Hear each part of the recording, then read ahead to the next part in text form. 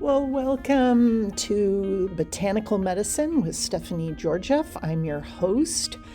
I'm also an author, and I have produced quite a bit of courses on Teachable. And if you would like to participate in those, please check out the links in the program notes so that you can be the first on your block to be fully informed about botanical medicine. Now, this week in Botanical Medicine is a regular feature of this podcast. It's every Wednesday. And I usually try and scour the headlines of botanical medicine and health news and things like that. But I found that this week there was some really interesting updates and events regarding cannabis. And there were two major developments involving cannabis at state level enforcement in the United States. And just want you to know I have no judgment, anything. I'm just reporting what's going on, which I think requires attention, actually. I also want to say I don't partake in these products legally or illegally. I don't take the sodas or the candies or any THC products.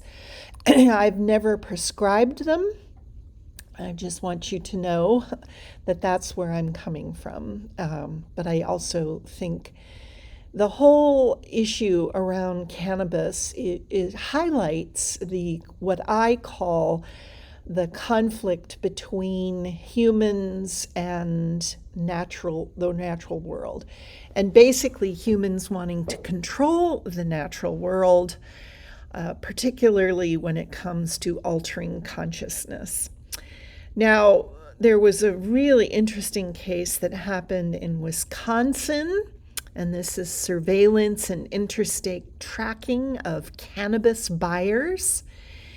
And the incident involved local law enforcement in Wisconsin, and they used a network of flock automated license plate reader cameras to track a resident who frequently traveled across state lines to Michigan, where adult use recreational cannabis is fully legal. Police utilized historical camera data and real-time alerts to flag the driver's vehicle upon its return from Michigan, explicitly noting the complaint that Michigan is a, quote, known source state for marijuana, unquote. And after pulling this person over, citing a suspended registration and an active warrant alongside the travel pattern, officers claimed to smell raw marijuana, searched the car, and found a small quantity of legal state purchases. And this was about 8 grams of products from a Menominee, Michigan dispensary. The driver was subsequently prosecuted for cannabis possession under Wisconsin law. This case sparked a fierce debate over privacy and civil liberties. Critics and digital rights groups have raised alarms how law enforcement using multi-state automated camera grids to monitor citizens' interstate travel habits simply because they crossed into a state with legal cannabis frameworks. So this is truly amazing to me personally. I wish they did this with people who purchase guns. Just saying. But anyways, that's really interesting. Now, the other really interesting news in the world of botanical medicine, and cannabis is a botanical medicine, okay? It just is. This happened in Texas. and it's a sudden recriminalization of hemp-derived cannabinoids, and the cannabinoids are the active constituents of cannabis sativa that work on the nervous system. And Texas, who is just fine with a wife abuser as a governor candidate, apparently doesn't want people taking cannabinoids. Texas enacted sweeping restrictions that drastically shrank the largest retail hemp market in the country, recriminalizing popular alternative cannabis products. And the new restrictions happened on July 31st. The Texas Department of State Health Services, DSHS, began enforcing a strict classification treating Delta 8 THC, Delta 10 THC, THCP, and THCA flowers as Schedule I controlled substances. And possession of these previously widespread products can now be prosecuted as a state jail felony, carrying a potential penalty of anywhere from 180 days to 2 years and up to 20 years actually in a state jail facility, and fines ranging from $2,000 to $10,000. Now, this was not a new vote by the state legislature, but rather a culmination of a years-long legal battle. Back in 2021, DSHS attempted to ban certain products, but hemp manufacturing companies fought back and secured a temporary court injunction that allowed the market to flourish in gas stations and smoke shops for 5 years. However, following a Texas Supreme Court decision that dissolved the injunction and ruled in favor of the state's regulatory authority, the dormant ban was finally unleashed, instantly wiping 60 to 90% of inventory off retail shelves.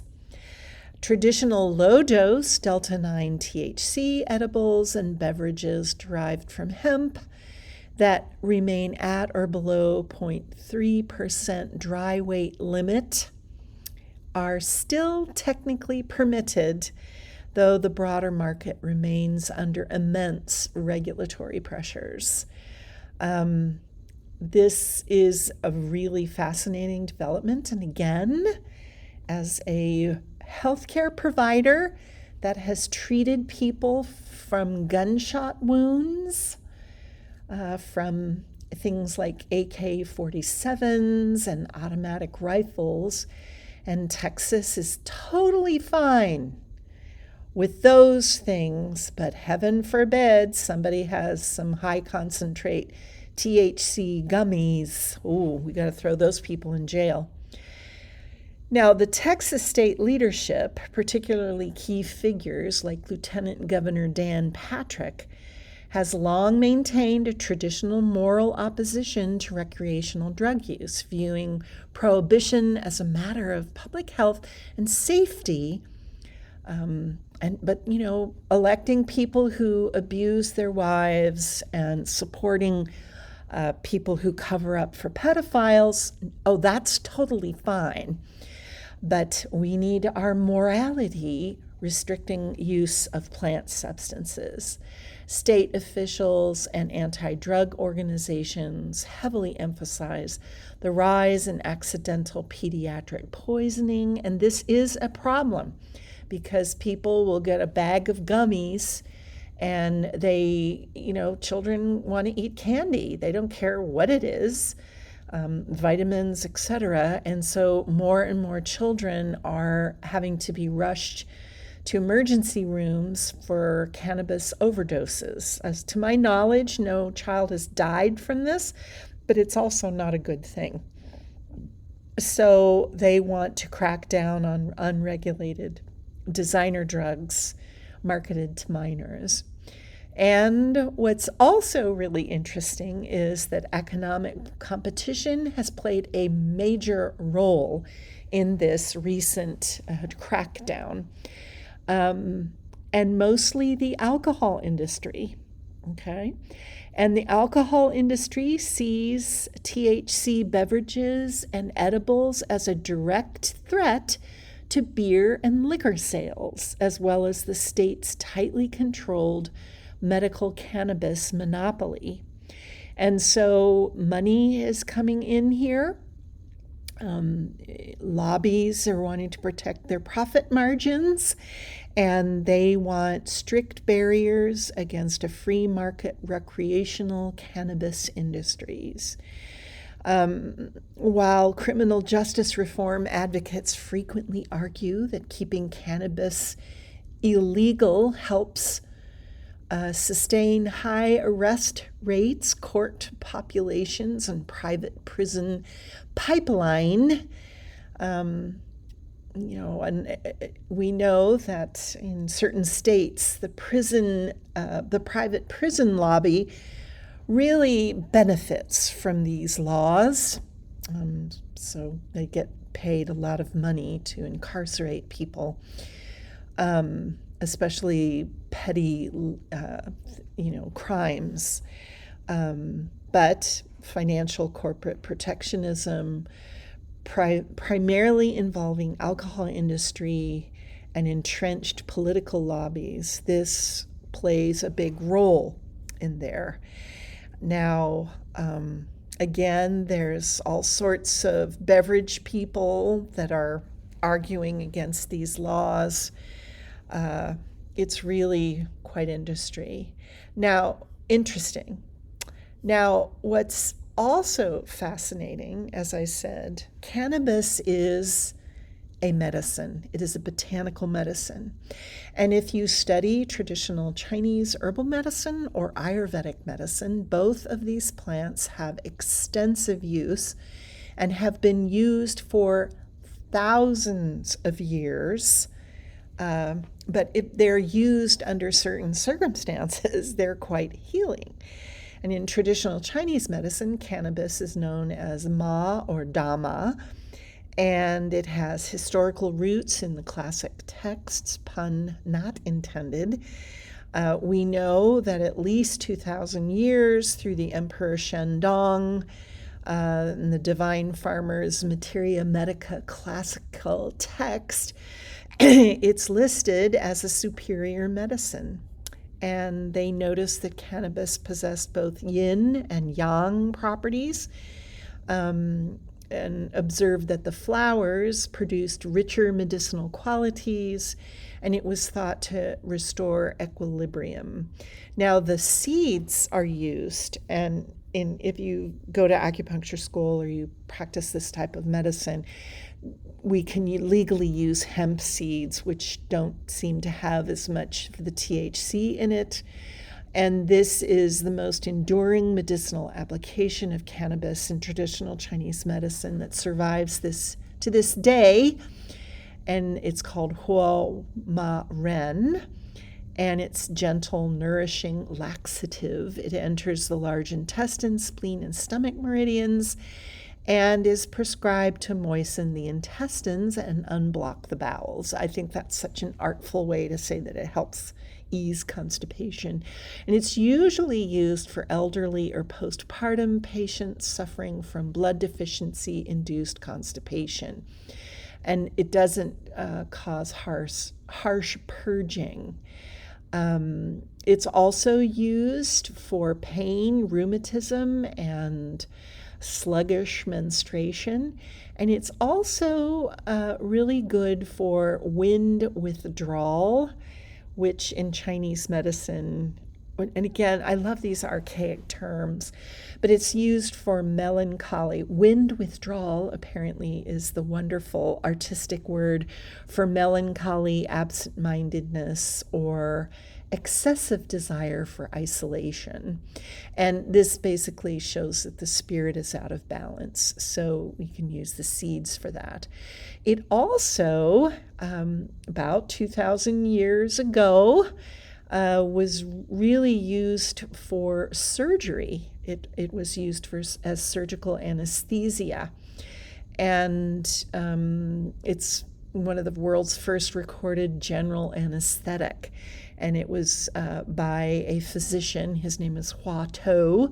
And he boiled cannabis resin and plant parts in wine to create an herbal mixture called Ma Fai San. And patients drank this so that they wouldn't feel the pain before going under any sort of major procedures. And they were doing abdominal and organ surgeries 2,000 years ago in China. They also used a lot of acupuncture anesthesia, which they still use to this day for things like dental surgery and head and neck surgery. One of my professors said it's really useful because when you're stitching people up, if they're awake, they can move their neck back and forth to make sure that they get a full range of motion. So, I'm just telling you what I learned. In modern TCM, the seeds are used for wonderfully treating dryness and constipation. When you get older, you become blood deficient, and that means that you get constipated. Same after giving birth, you become blood deficient, and women are constantly complaining of constipation after they give birth. So it's used in those forms. Now, in Ayurvedic medicine, cannabis is traditionally known as Vijaya, which means victory or triumph. And this has a rich ancient history spanning over 3,000 years. And something to keep in mind is Ayurveda gave birth to traditional Chinese medicine. And so you see a lot of similar herbs in both traditions, and they're often used similarly, but sometimes they're used differently. But cannabis was used 3,000 years ago, and it was not used as a recreational substance. Ayurveda views cannabis as a powerful, sacred botanical when handled with precise preparation, dosage, and respect. Okay? And in classical Sanskrit texts, such as the Sushruta Samhita, and I'm sure I'm not pronouncing that properly, I'm not good at Sanskrit, sorry, but in later pharmacopoeias, cannabis is given several names, and legends hold that cannabis is tied to the gods, is often associated with Lord Shiva, who is said to have favored the plant to elevate consciousness and find inner peace. Because of this, traditional practitioners often approach the plant with spiritual reverence, sometimes chanting specific mantras or purifying material before use. And it's classified as a upavisha or subpoison.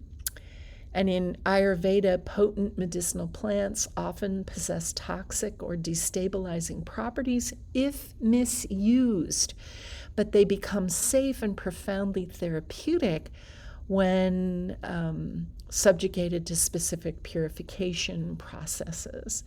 And so what this shows me in terms of Ayurveda and also traditional Chinese medicine is these plants were used within an entire tradition, and they're used specifically for certain conditions, and they're paired with other plants, and they're used not as a way to numb consciousness, but as part of a therapeutic process. And what is fascinating to me, even with other plants such as coca leaves and things like that, what happens when modern societies get a hold of these things, they use them improperly and to numb themselves. They're not using them therapeutically.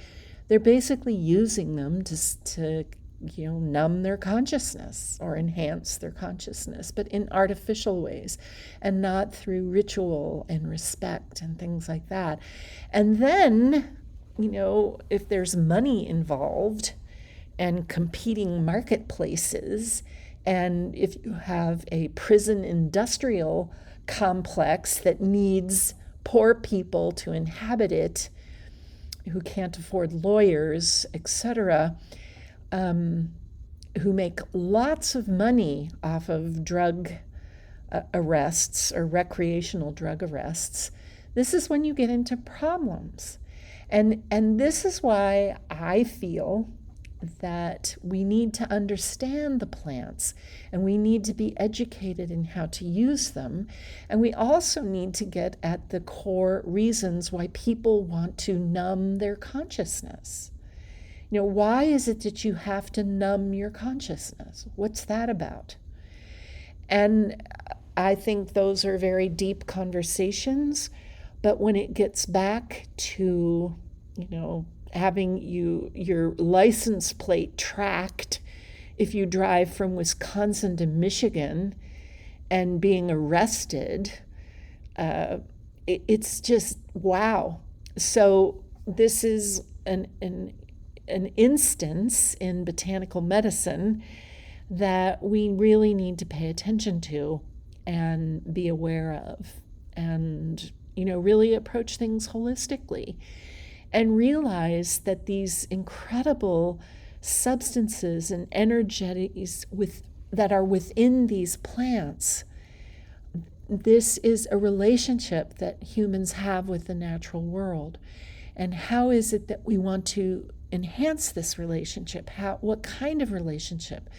And if we're simply using plants as escape valves and then commodifying that escape, and then potential people, institutions and commodities that are competing for methods to numb consciousness, meaning beer, wine, and spirits versus cannabis gummies and sodas, that's really a profound statement on culture. So I am going to expand on this in my weekly essay, Confessions of a White-Haired Herbalist. And I hope we all pay attention to these really important events that are happening in the world of botanical medicine. So make sure you check out the links in the program notes. I'm launching a first aid course that does not include psychoactive plants in the lessons, but it's also a wonderful way to figure out how to deal with everyday minor ailments and minor challenges to your health. There's a specific discount, which will make this much more affordable. And I hope until our next session that you will all be well and calm naturally. This is Stephanie Georgiev saying thanks again for spending your valuable time. And until next time, be well.